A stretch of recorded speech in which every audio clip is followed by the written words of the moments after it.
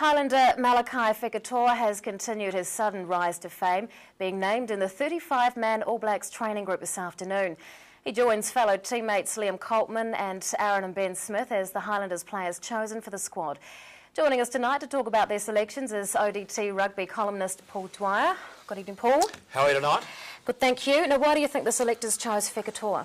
Well, he's got the biggest thighs in New Zealand rugby. In fact, I think he's got the biggest thighs since Brian Williams. That's possibly the main reason, but he's come down here from Auckland after a very average season for the Blues last year, but had played reasonably well for Auckland in their NPC program. But since he's been down here, he's shown to have real pace. He's explosive, and I think perhaps he could be the new midfield find for the All Blacks. And Liam Coltman has been chosen as one of 4 hookers. Is that not a surprise, given that he hasn't always been a guaranteed starter for the Highlanders? Well, he's played most of the games this year. The issue has been the depth of hookers in this country. They lost Andrew Hall last year, retired. They've got Kevin Milamu, and his fitness is not where it probably should be.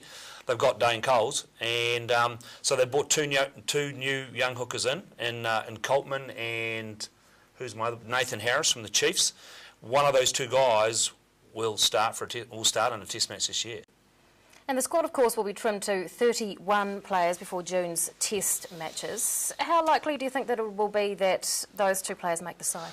I think that definitely Fekitoa make the side. They've only taken 4 midfielders. They've got Smith and Nonu, and they've got Crotty and Fekitoa, so they'll definitely take 4. Fekitoa, he may not start a test, but he will play in the test this year against England.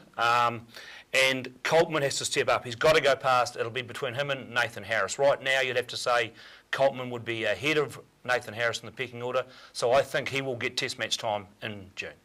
And Ben Smith and Aaron Smith as well are automatic selections. But is it surprising that only 4 of our players have been selected? The season's going quite well. Well, look, we're a step up from last year. For us to get Fekitoa and Coltman, of the 4 new players, uncapped players they've brought in, 2 of them from the Highlanders. So you've got to say we've done pretty well there.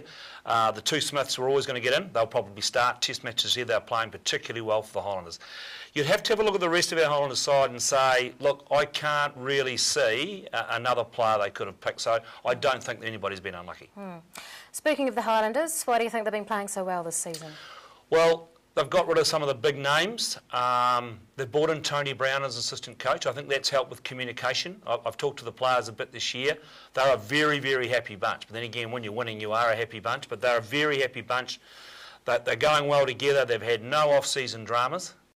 So that's been good for them. They've concentrated on playing rugby. There was no expectation on them. And they haven't had a lot of injuries as well, which has been key for them. And that's why they're going so well. They've been known to fade towards the playoffs. What do you think they need to do to ensure that that doesn't happen? Well, that's about depth normally, and we get to the stage of the season we've had 7 or 8 injuries, and we haven't got enough depth in the Highlanders to be able to have enough of those good players coming through.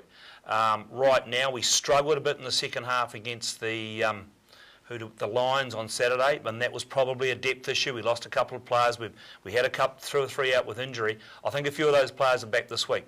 We shouldn't fade going into the last few games, even though we've got a tough run in. Have you got a prediction for the outcome of this year's Super Rugby campaign? Look, I'd love us to make the playoffs. I don't know if we will. I think the way the Crusaders are going, they'll go in as favourites to make the playoffs. I think they'll be our number 1 side.